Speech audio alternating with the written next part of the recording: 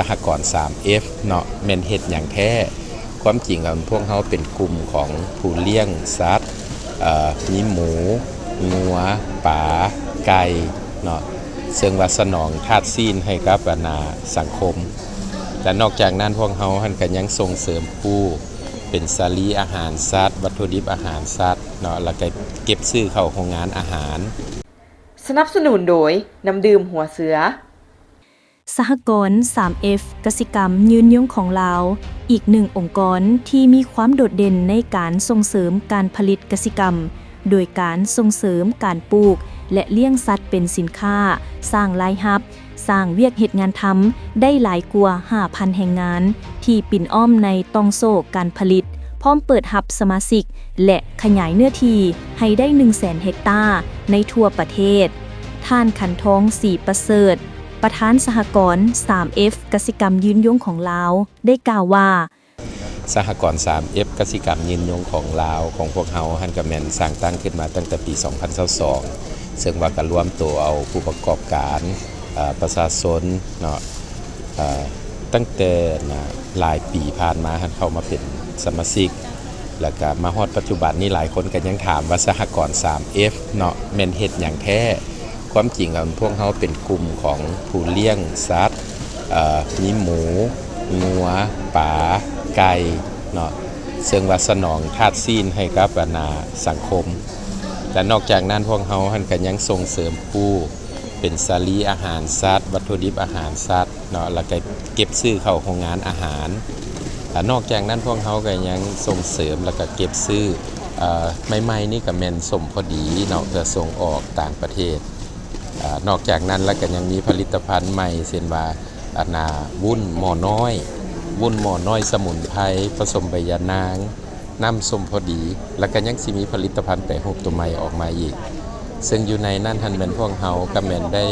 ส่งเสริมแล้วก็เก็บซื้อเนาะให้กับประชาชนท่านได้ปลูกแล้วพวกเฮาก็เป็นตลาดให้นอกจากนั้นแล้วก็ยังมี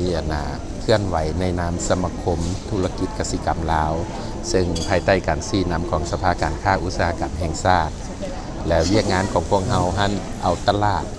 เป็นที่ตั้งพวกเฮามีตลาดเก็บซื้อ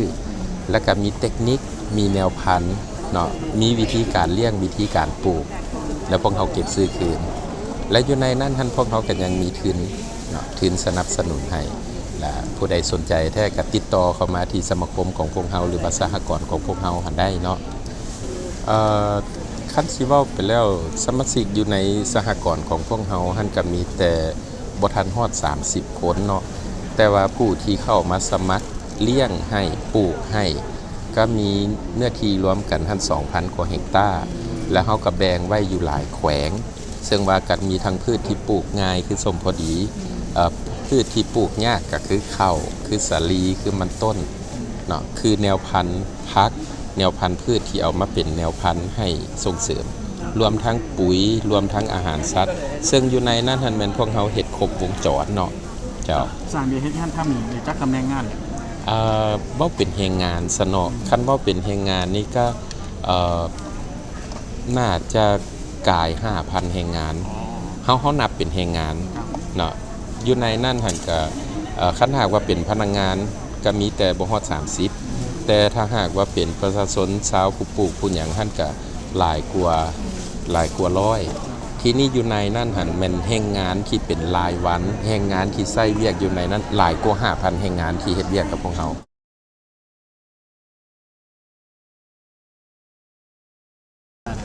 ส่วนหลายแล้วเขาจะเบิ่งให้พื้นที่การปลูก